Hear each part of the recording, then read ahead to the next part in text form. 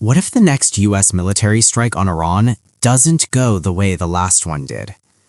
Last summer, Israel and the United States jointly struck 3 Iranian nuclear facilities in a 12-day air campaign. They achieved total air dominance. Iran's missile infrastructure was shattered. Its air defenses were torn apart. But here's what's changed since then. China has been quietly rebuilding Iran's military from the inside out, and the weapons they're providing could fundamentally alter what a second strike would cost. This is the story of how China is reshaping the balance of power in the Persian Gulf, and why Washington is watching very closely. To understand what China's doing now, you need to understand what happened in the summer of 2025.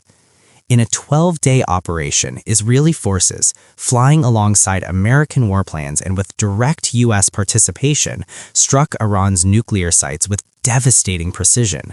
Iranian command structures were degraded, ballistic missile launch infrastructure was destroyed, and critically, Iran's layered air defense network, the system designed to protect it from exactly this kind of attack, was shredded across multiple sectors. Iran was left exposed. This wasn't just a military defeat, it was a strategic humiliation, and it triggered something predictable, a desperate scramble for new weapons.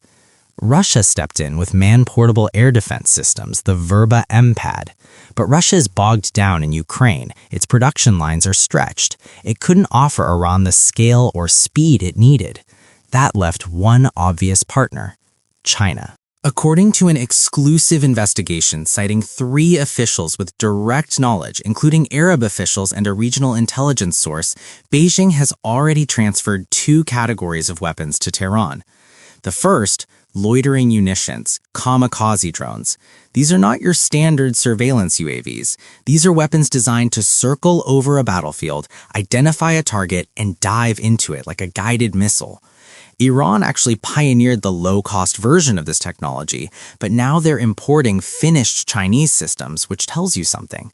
Either their own production was hit in the strikes, or they're diversifying supply to go faster. Why does China have this capacity to deliver quickly? Because China supplies roughly 80% of the world's drone components. They are the global factory floor for unmanned systems. When a regional official says Beijing can provide Iran with finished kamikaze drones quickly, they mean it. Now, officials described these offensive systems as small, but don't let that word fool you. In asymmetric warfare, small and cheap can be devastating. A swarm of loitering drones can overwhelm a carrier group's point defenses by sheer volume. They force defenders to burn expensive interceptors against low-cost attackers. That's the whole strategy. The second category is air defense systems, specifically the HQ-16 and HQ-17AE surface-to-air missile batteries. The HQ-16 is a medium-range system. Think engagement ranges out to around 40 kilometers, effective against aircraft and cruise missiles at medium altitude.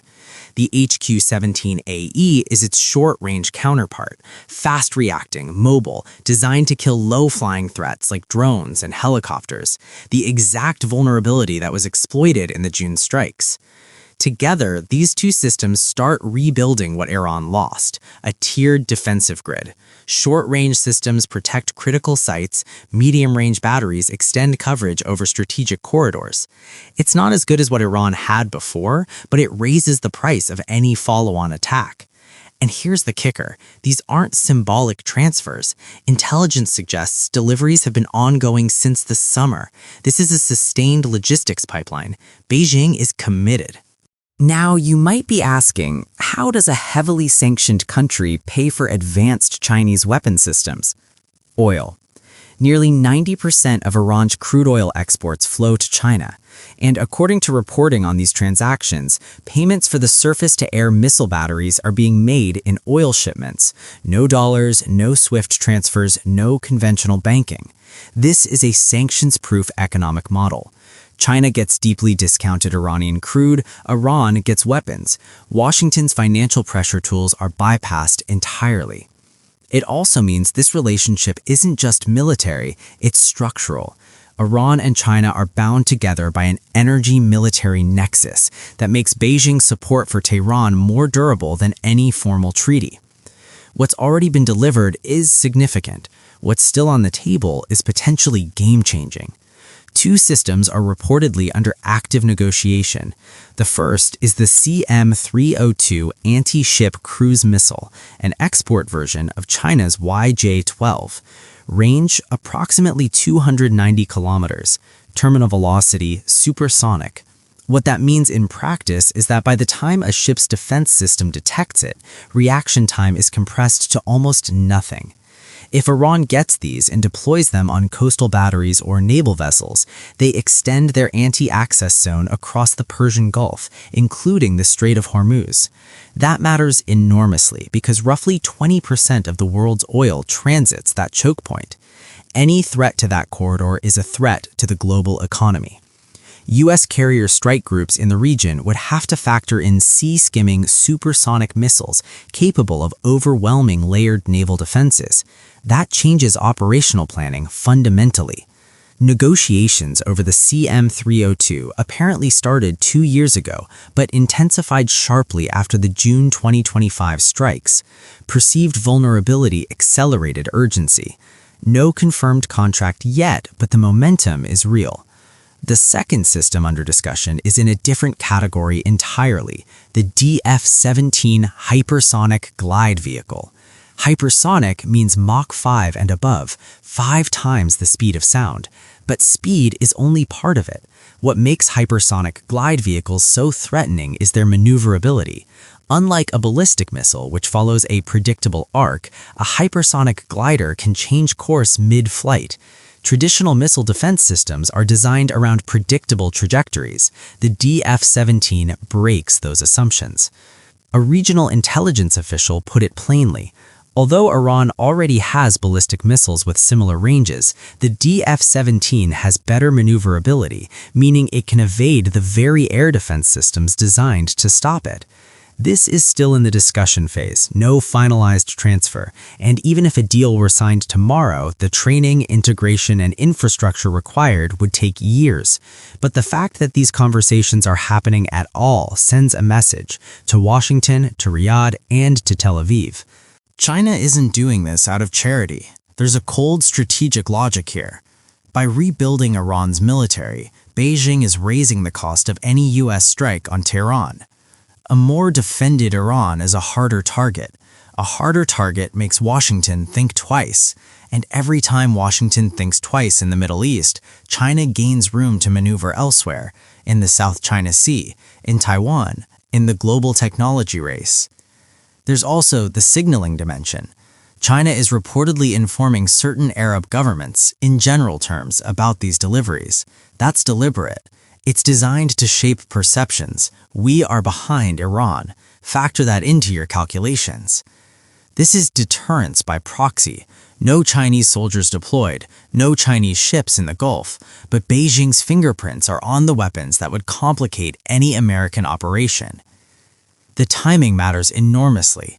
U.S. forces under President Trump have been adjusting their posture in the Middle East, with carrier deployments that signal credible preparation for military action. Against that backdrop, every weapon China delivers to Iran isn't just hardware, it's a variable in the escalation equation. More Iranian air defenses means more U.S. aircraft needed to suppress them. More anti-ship missiles means carriers must stand off further. And a hypothetical hypersonic capability would mean American planners can no longer count on missile defense to protect forward-deployed assets. This doesn't make war more or less likely on its own, but it does make any war more costly, and it narrows the margin for clean, decisive operations. The real question is whether enhanced Iranian capabilities function as a deterrent, preventing conflicts by raising its cost, or as an escalation catalyst, emboldening Tehran to act more aggressively because it feels protected. History in this region doesn't offer reassuring answers. China is not firing a single shot in the Persian Gulf, but it is quietly, methodically, and strategically reshaping what any conflict there would look like. Loitering drones, air defense batteries, negotiations over supersonic anti-ship missiles, talks about hypersonic glide vehicles. Each piece on its own is significant. Together, they represent a calculated intervention in the Middle East's military balance, one that will force Washington to recalibrate its assumptions. The Persian Gulf has always been a flashpoint. It just got more complicated. If you want to go deeper on the weapon systems covered in this video, or on China's broader military strategy in the Middle East, drop a comment below. And if this kind of analysis is useful to you, you know what to do.